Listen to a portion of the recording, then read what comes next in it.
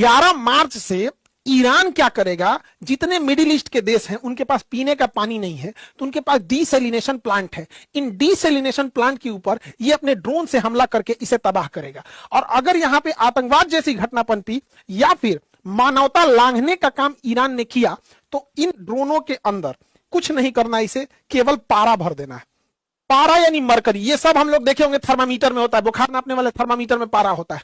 अगर ये पारा पानी में मिल गया तो पानी जैसे हम पिएंगे या वो पानी खेत में जाएगा, पेड़ पौधे उसे सोखेंगे, उससे सब्जी या फल बनेगा, उसे जैसे हम खाएंगे तो वो पारा हमारे ब्लड के थ्रू ब्रेन में चला जाएगा और हमें एक बीमारी हो जाएगी, मिनीमाता बीमारी। जापान में गलती से पारा के रिसाव से बहुत भयानक फैला हुआ था और पूरे शरीर में लकवा मार देता, हिलता ही नहीं, पैरालाइसिस हो जाता पूरा शरीर, दिमाग काम नहीं करेगा यहाँ पे। तो जो इसने डीसैलिनेशन प्लांट पे मारा है उसमें पारा भर के मारेगा तो बचा हुआ मान के चलिए इधर का डीसैलिनेशन प्लांट उड़ गया तो यहाँ का पानी सप्लाई बंद होगा, यहाँ का तो चालू होगा, लेकिन तो पारा मार देगा तो यहाँ का पिया नहीं बनेगा, तो जो डायरेक्ट गया वो गया, इनडायरेक्ट गया वो भी गया। तो ये बहुत भयानक मारने वाले हैं सब यहाँ पे, और ये लगभग मारना चालू करेगा 11 मार्च से। जितने भी लोग, इनके पास पानी नहीं है, ना कुवैत के पास है, ना अरब के पास है, ना Bahrain, Qatar, UAE, Oman, Iraq, किसी के पास पानी नहीं, मार को तबाह कर देगा। ईरान के पास भी उतना पानी नहीं है लेकिन वो तो मर रहा है, उसके सुप्रीम लीडर को मार दिया गया, तो क्या करेगा? किसी भी देश का, श्रीलंका के राष्ट्रपति को कोई मार देगा तो श्रीलंका का आदमी क्या करेगा? बांग्लादेश के राष्ट्रपति को मार देगा तो क्या करेगा? हमारे भारत के राष्ट्रपति को कोई किडनैप कर दे या मार दे तो क्या करेगा? सब जाना चल चल के बड़ी मार मारेंगे हम लोग। बिहारी सबसे आगे रहता है इस सब में। दुनिया में किसी को ये पता नहीं है कि युद्ध क्यों हो रहा है,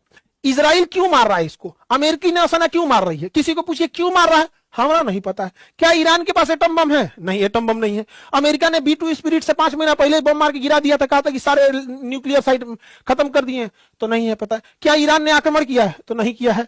क्या किसी तरह का एग्रेशन दिखाया है? नहीं दिखाया है। क्या कोई प्रोवोक किया युद्ध के लिए? नहीं। ये लोग क्या किया है? खुद जाके मिसाइल मारा है, खुद उस पर हमला किया है, उसके ऊपर 14 टन का बम गिरा दिया है, सैंक्शन लगा दिया है, प्रतिबंध लगा दिया, उसका तेल बिकने नहीं दे रहे हैं, उसका नोट चलने नहीं दे रहे हैं, उसकी करेंसी बर्बाद कर दी है। वहां महंगाई इतनी भयानक हो गई है, फिर भी वहां की जनता अभी उतना विद्रोह नहीं की है जितना ये लोग चाह रहे थे, किसी को नहीं पता चल रहा है। यही रीजन है कि खुद इसका अमेरिका का विरोध हो रहा है। रूस ने विरोध किया, खैर रूस और चाइना तो नेचुरल दुश्मन है, लेकिन स्पेन अमेरिका का साथी होते भी विरोध कर रहा है, अमेरिका, ब्रिटेन भी विरोध कर रहा है, फ्रांस भी विरोध कर रहा है। सिक्योरिटी काउंसिल में भी जब ये मैटर गया, इवन जब 1945 में यूनाइटेड नेशन ऑर्गेनाइजेशन की गठन हुई थी, इसने कहा था कि हम तृतीय विश्व युद्ध नहीं होने देंगे, तो इसके संविधान को चार्टर्ड कहते हैं। तो इसके संविधान अर्थात चार्टर 2 में लिखा गया है कि कोई देश किसी दूसरे देश की संप्रभुता में मतलब कोई किसी प्रकार का खलल नहीं करेगा, दूसरे देश की संप्रभुता या जमीन नहीं कब्जा करेगा, दूसरे देश पर हमला नहीं करेगा। लेकिन खुलेआम चल रहा है, नियम कानून गरीब देशों के लिए होता है। अमेरिका और वेस्टर्न कंट्री का कहना है कि ईरान अपने आप महिलाओं पर अत्याचार करता है।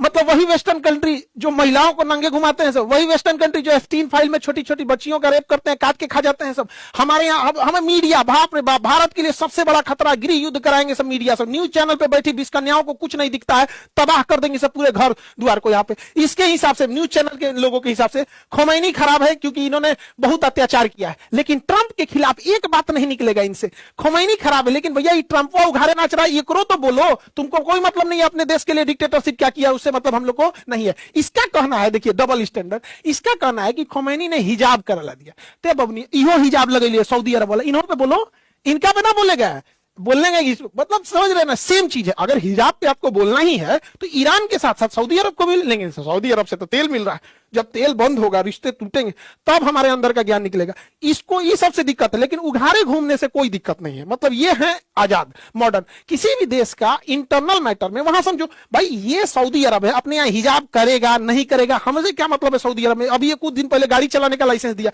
हमारे देश में आपकी मर्जी आप कर सकते हैं, आपकी मर्जी आप नहीं कर सकते।